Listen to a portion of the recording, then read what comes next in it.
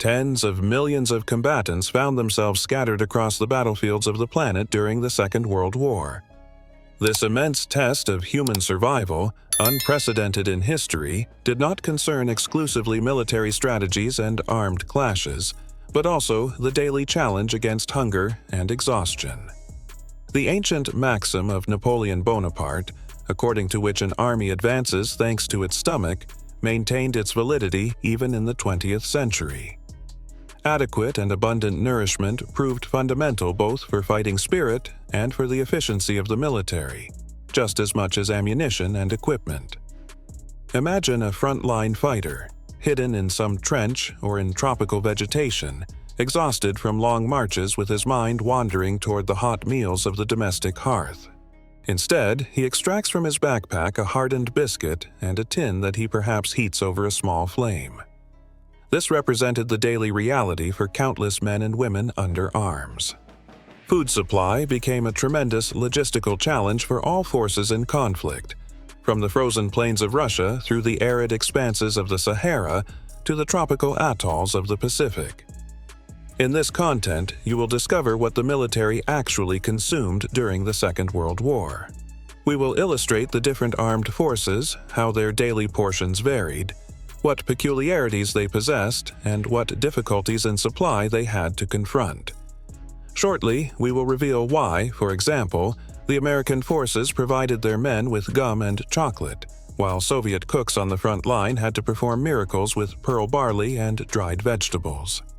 And we will not neglect an analysis of how the military of Germany, Japan, or Italy fared, who frequently suffered deprivations. Make yourselves comfortable and accompany us on this journey through the mobile kitchens of the Second World War. For American combatants, the Second World War frequently represented the first prolonged distance from the domestic hearth.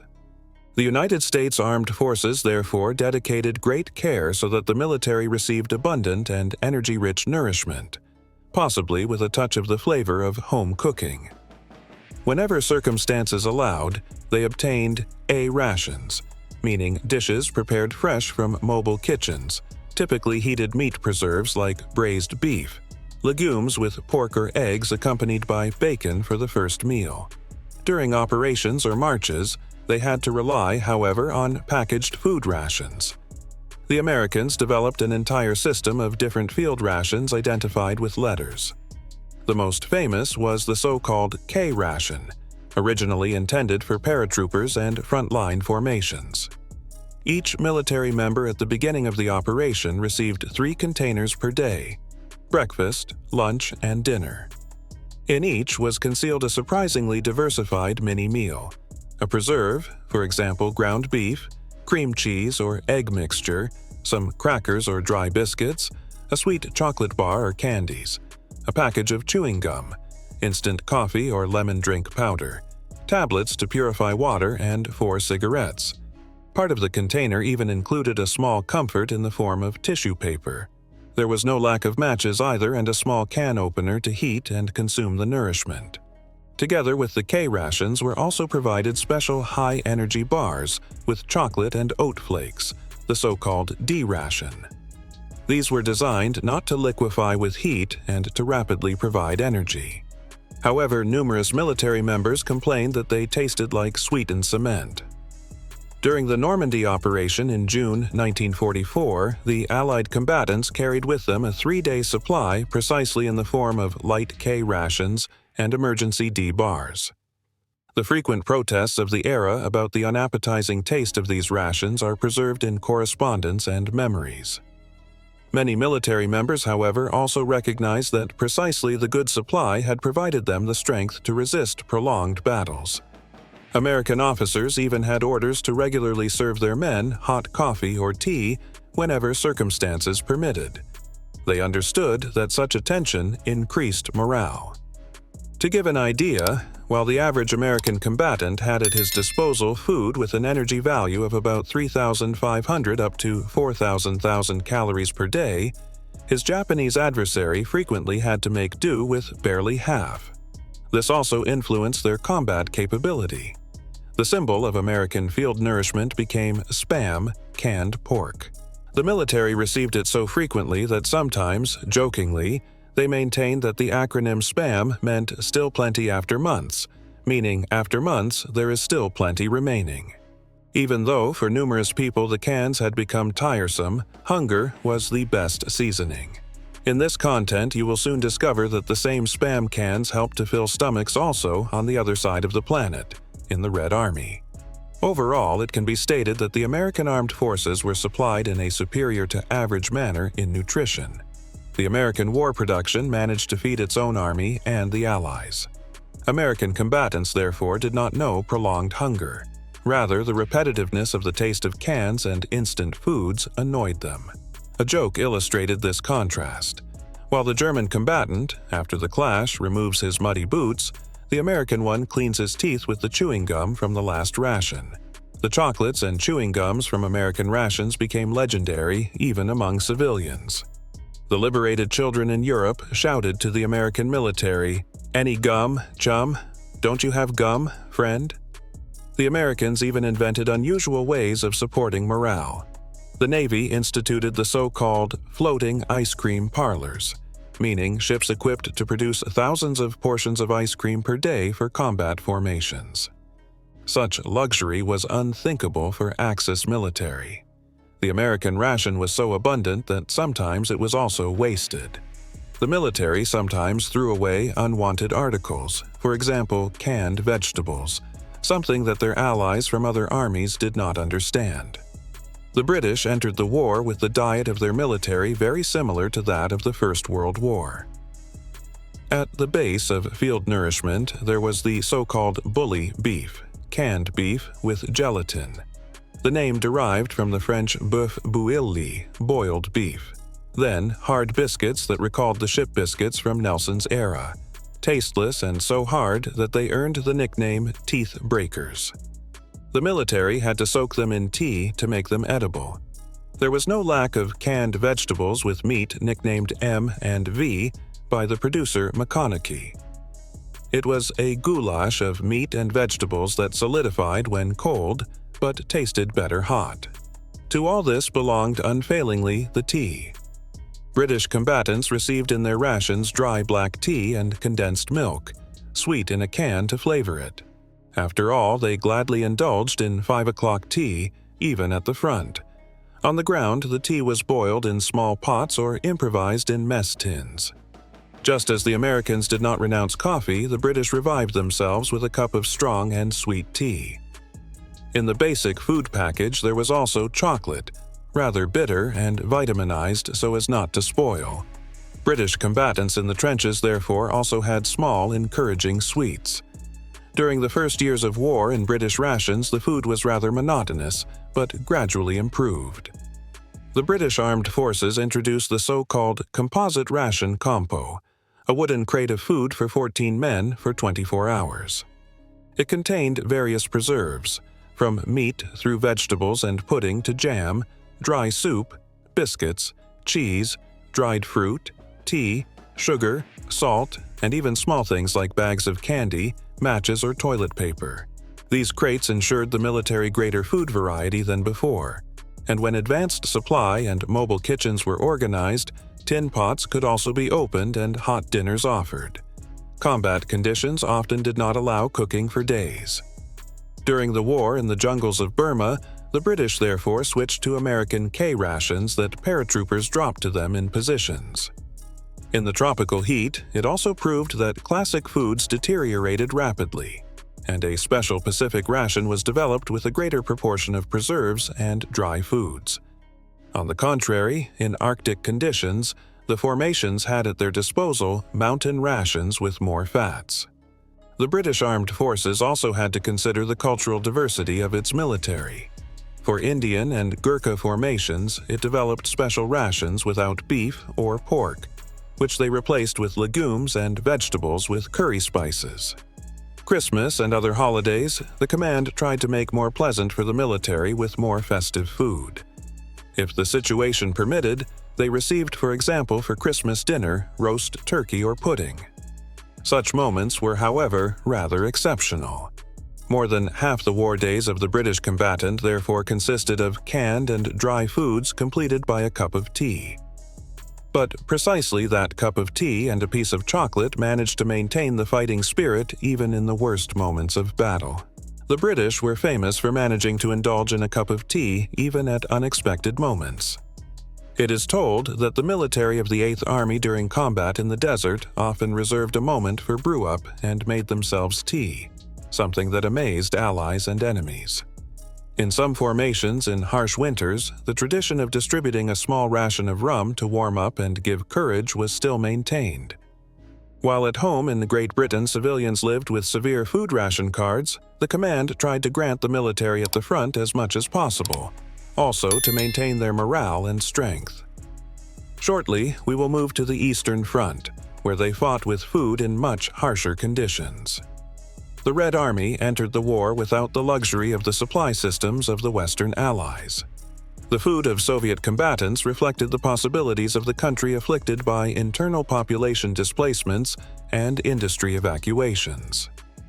According to the order of 12 September 1941, each frontline combatant was to receive daily 800 up to 900 grams of dark flour bread, 150 grams of meat, 140 grams of porridge or cereals, 100 grams of fish, 30 grams of fat and other rations of sugar, tea, salt, and some vegetables, potatoes, cabbage, carrots. Reality, however, often limped. In the chaotic fighting of 1941, it repeatedly happened that German pincers cut off encircled Soviet armies from supplies, and thousands of men had to suffer hunger until they were liberated or fell. At the base of food, at the front, there were always bread and a hot dish from the mobile kitchen. These mobile war kitchens were horse-drawn and had up to 4 large pots for cooking. The fire was lit with wood, and to hide the smoke they cooked at dawn and after sunset. The most frequent food was kulesh, a dense soup of cereals or millet with some vegetables, into which pieces of meat or cracklings were also added. Also popular were the traditional soups borscht and shchi, cabbage soup. For the cooks, most field cooks were women. It took about 40 minutes to bring the water in the large pot to boiling, and another 3 hours to prepare the 2-course lunch. Toward evening, another hot second course was still cooked, typically buckwheat porridge, gretchka, with a piece of canned meat. Meanwhile, the bread was baked in the field oven. A combatant assigned per formation daily risked his life when he brought from the trenches the heavy pots with food forward under fire. In the mobile kitchen, one could improvise. When tea supplies ran out, a carrot substitute replaced it.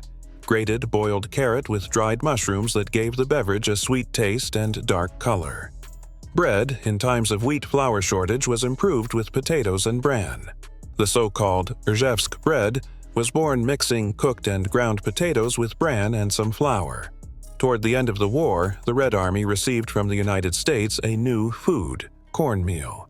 From this, the Russian cooks learned to make flatbreads and mamaliga porridge, according to the Moldovan recipe. Despite the simple bases, the command tried to ensure the military the necessary calorie intake. In winter, therefore, rations were increased, and even Stalin recognized the necessity of maintaining morale with a liquid ration. The so-called 100 grams of vodka was introduced, daily for each frontline combatant. Later, the distribution was limited only to fighting formations and special occasions. The men also had a tobacco ration of 20 grams. And an interesting thing is that non-smoking women instead of tobacco were assigned chocolate and biscuits. Better food had the elite troops. For example, pilots received in addition eggs, cheese, and condensed milk. Submarine crews were entitled to red wine, onions, and pickles against scurvy. In the worsened conditions of 1944, already even Soviet formations felt the shortages. Rations shortened and many raw materials had to be substituted. Precisely because of the persistent meat shortage, the enormous supply of American preserves was useful to Soviet combatants. Spam, meaning those American hams, as it was sometimes said, literally became a salvation nourishment. Nikita Khrushchev declared later that without American Spam, the Soviets perhaps would not even have won the war.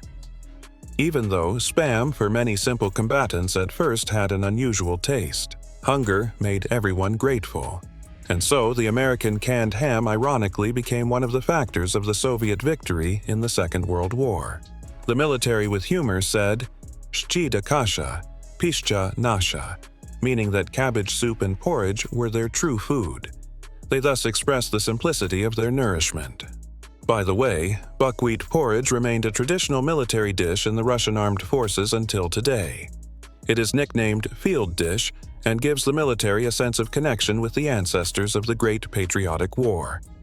The Allied aid in the form of food, meat preserves, cereals, powdered milk reached enormous dimensions. It is estimated that up to 1/10 of all calories consumed by the Red Army during the war came from imports from Allies. Now, let us see what filled the stomachs of German combatants on the other side of the front. The German Wehrmacht tried to literally scientifically realize the winged saying that an army marches on its stomach. Nutritional experts calculated the ration so that the combatant received daily highly caloric and protein-rich food. At the base was bread, commonly 750 grams per person per day, and together canned meat, 300 grams usually pork, beef, poultry, or even anonymous Fleischkonserve. There was no lack of a piece of butter or margarine, some jam or beet syrup as a sugar source and naturally for drinking, instant coffee or substitute, so-called Ersatzkaffee, from chicory and rye cereals.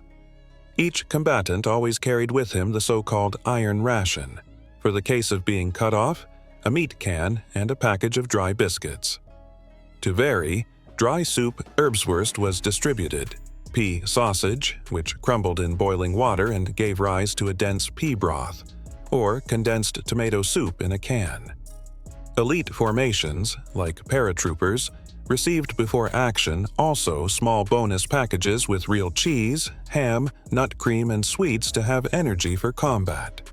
At the beginning, victorious Germany could feed its military also from conquered countries. For example, France literally became the pantry of the Third Reich, and hundreds of thousands of tons of food from there were sent to the front. When, however, in 1941 Hitler's troops invaded the Soviet Union, they clashed not only with harsh resistance but also with the hostility of space. Supply lines lengthened for thousands of kilometers, and food insurance became the Achilles heel of the German campaign in the East. The rich grain harvests from Ukraine that Germany had confiscated were mostly used to supply the domestic population, and for the front, were sent primarily long preservation foods. To the troops in the field, therefore, often remained only hard bread, potatoes, and cracklings. Also, for this, in the trenches during the harsh Russian winter of 1941 until 42 was born the mocking name Horst Wessel soup for the watery soup, almost without meat, equally empty, like the Reich propaganda about the famous martyr Horst Wessel. As the war continued, the situation of German stomachs worsened. From spring of 1943, armies that had to capitulate for lack of supplies increased. The capitulation of the German Sixth Army at Stalingrad in February 1943 was also caused by hunger. The combatants there ate the last horses and then died of hunger or fell prisoner. In mobile kitchens, meat and flour ran out. Cooks tried to satisfy the men with cheap substitutes. They added to food turnips, various herbs, and for lack of coffee they boiled roasted acorns. The rapid retreat in the years 1944 until 45, moreover, did not allow building stable supply lines, and many Wehrmacht formations advanced with minimal rations entrusted to looting, to exchange with civilians, or even to consumption of food captured from the enemy. History also recorded desperate cases of cannibalism among semi-frozen German combatants in the Arctic regions of Lapland in spring of 1945. So extremely manifested the consequences of hunger. At the end of the war, the Germans simply no longer had anything with which to feed even their own army. Precisely the contrast of the ordered initial years and the desperate emergency ending was also reflected in the bitter saying in the last days of war. Even the Germans now cook with water. The German command until the end tried to maintain for fighting formations at least minimal rations, often at the expense of the civilian population in the rear, which at the end of the war suffered hunger and had to make do with the rationing system. Combatants at the front also encountered curious substitutes, for example coffee substitute from chicory instead of real coffee or artificial honey from beet and their allies from Italy. They were even worse off with rations. The Italian Royal Armed Forces entered the war with optimism and with the culinary tradition of famous Italian cuisine. In the rear of the barracks there was no lack of pasta dishes, olive oil, nor wine. Only that on the fronts the Italians clashed harshly. Their supply was deficient, and the combatants often received only poor preserves and hard biscuits galletta. In the North African desert, the Italian formation suffered the lack of water and food. Many captured Italian combatants then accepted with gratitude food from the Allies. On the Eastern Front in Russia, the Italian Expeditionary Corps in the winter of 1942 until 43 suffered a logistical catastrophe. During the retreat from the Don, many men died frozen or from hunger. Italian officer Mario Rigoni recalled that they ate draft mules or frozen potatoes dug from fields. Let us imagine an Italian bersagliere in the Russian winter. In the biting frost, he pulls from his backpack the last piece of hardened bread and in his mind sees a plate of hot spaghetti from mother. This was the reality of Italian combatants far from home. Domestic propaganda proclaimed that, but reality was different. The morale of Italians fell precipitously when they had empty stomachs. A high officer noted bitterly that while the food in the rear was decent, what arrived in the trenches was worth nothing and would have been good only for pigs. Italian combatants in Africa complained of receiving only half rations compared to the Germans, and when even the wine ration ended, their combat capability dropped rapidly. Also, for this Italian formations often surrendered before their German allies. After the capitulation of Italy in September 1943, many combatants declared that the worst memory of the war was precisely the omnipresent hunger. Finally, let us focus on the Japanese armed forces that were fighting on the other side of the world. The Japanese combatant was guided to modesty and firmness of spirit. Propaganda proclaimed that each combatant resists hunger longer than the spoiled Westerner. Reality was, however, more prosaic. The Japanese armed forces were based on traditional Asian diet with dominance of rice, similarly to how European combatants needed bread. But this did not mean that the military lived on a single bowl of rice per day. According to the American Manual of 1944, the daily combat ration of the Japanese infantrymen contained 560 grams of rice, 140 grams of canned meat, 140 grams of canned vegetables, 56 grams of dried plums, umeboshi, 28 grams of miso, fermented soy paste, 14 grams of salt, 28 grams of sugar, and 14 grams of tea. The taste of food was improved by spice packets, dried soy sauce, pepper, and miracle powder monosodium glutamate. If sake or beer were available, they were divided as additional morale support. In addition to basic daily rations, the Japanese also had emergency food: packets with puffed rice, dried plums, sugar and salt, or energy bars of sesame seeds and chocolate. Each combatant carried a field mess tin ango, in which he could cook rice on the fire in the field. In stable encampments, the formations even founded small gardens to cultivate vegetables as a supplement.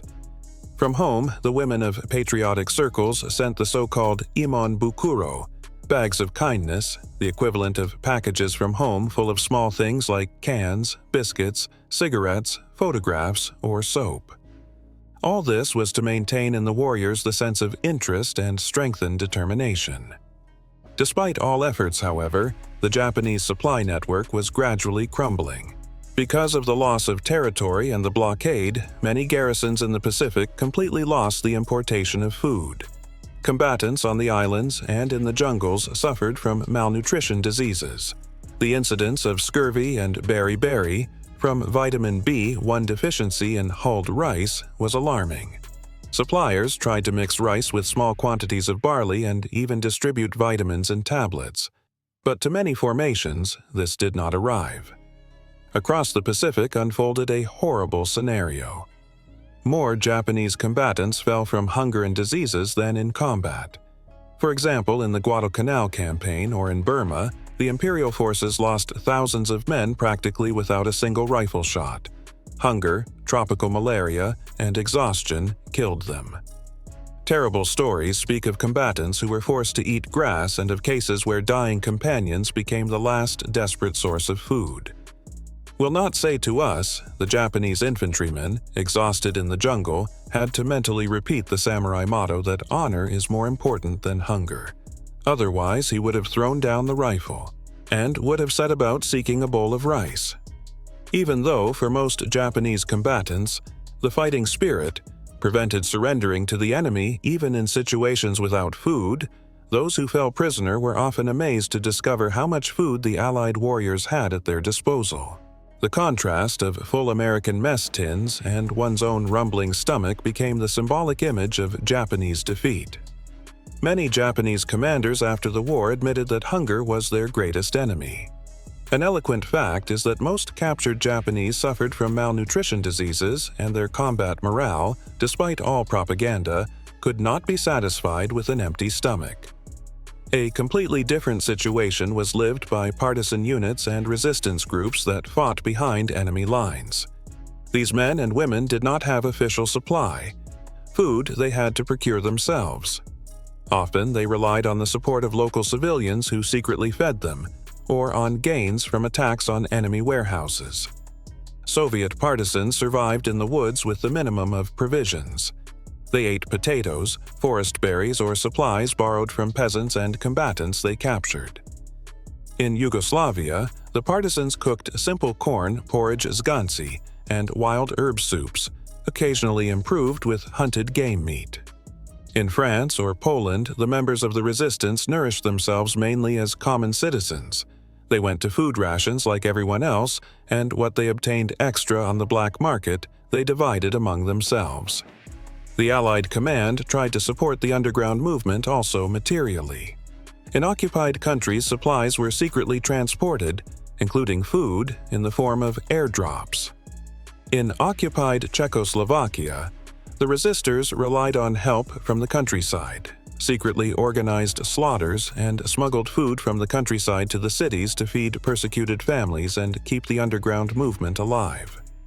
However, resistors often suffered hunger, which was their constant companion together with continuous danger. Bread, preserves, biscuits, and even some love from home. All this kept the combatants alive in the years from 1939 to 45. The experience of this conflict clearly showed that supply and nutrition decide victories as much as generals and tanks. Still today, in military schools are taught examples of logistical crises of the years from 1939 to 45, and modern armed forces invest in nutrition enormous resources. They know that a satisfied combatant performs better than a hungry one. Today's military have at their disposal innovations that their grandfathers in the trenches would consider a miracle. Single-use MRE packages with various ready dishes, heating on chemical principle, and perhaps even dessert in addition. However, the first prototypes of these modern rations were born precisely during the Second World War, in the form of chocolate bars, instant soups, or preserves that still today we commonly eat, even we civilians. At the same time, however, those who lived them will never forget the frontline experiences. In the post-war generations, it was handed down that one must not waste food because they remembered the hunger years. Recipes and food inventions from wartime laid the foundations of the modern canning industry. Every time today we bite into an energy bar or cook ourselves an instant soup, we can thank the innovators of the Second World War time. The legacy of war foods is still today around us. Many foods were born precisely for the military. For example, the colored chocolate candies M and MS, instant coffee or long preservation dry biscuits spread from military use into common life. The modern combatant can even sometimes choose the menu according to taste or faith. In the offer, there are vegetarian, kosher, or halal rations, something that during the Second World War was almost unthinkable. And above all, we can be grateful for the fact that we, our food, do not have to procure it under machine gun fire. I thank you from my heart for having followed this story to the end. If this journey through the field kitchens of the Second World War has fascinated you, I warmly invite you to subscribe to the channel so as not to miss other captivating tales like this one. Leave a like if you enjoyed the content, and share this video with friends and family who share your passion for history. Each of your gestures of support helps us to continue bringing you extraordinary stories from the past. See you at the next episode.